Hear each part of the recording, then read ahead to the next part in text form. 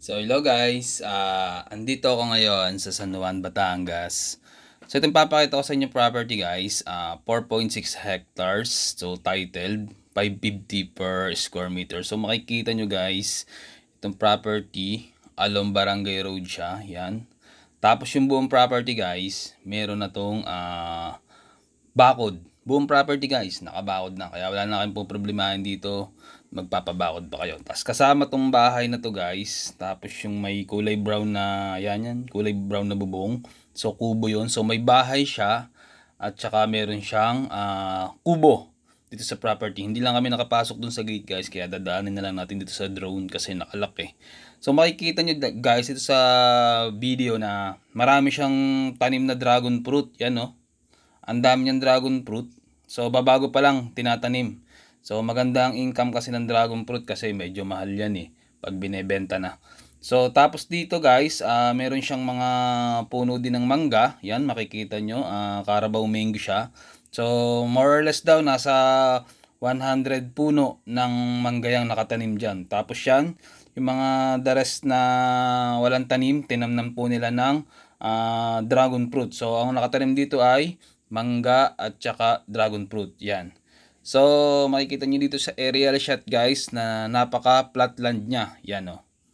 So puntahan natin yung likod ng property. So makikita naman dito sa drone shot yan. Yan. So makikita natin dito may bakod siya. Yan o. Yan yung end ng bakod guys. So makikita nyo may nakabakod siya o. Yan o.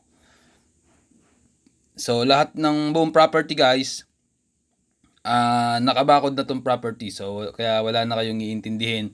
Once na mabili nitong property, lilipatan nyo na lang. Kasi yun, may gate na dun sa unahan, nakalak pa nga. Kaya hindi kami nakapasok, kaya nag-drone na lang tayo. So napakaganda ng property. So simula guys sa provincial highway ng Laia. So mga 10 to 15 minutes driving magmula dito sa property. Yan. So sa mga interested dyan guys, so 4.6 hectares, titled 550 per square meter. Yan. So may linya dito ng kuryente, tubig at internet dito sa lugar. Kaya maganda po talaga siya. Yan.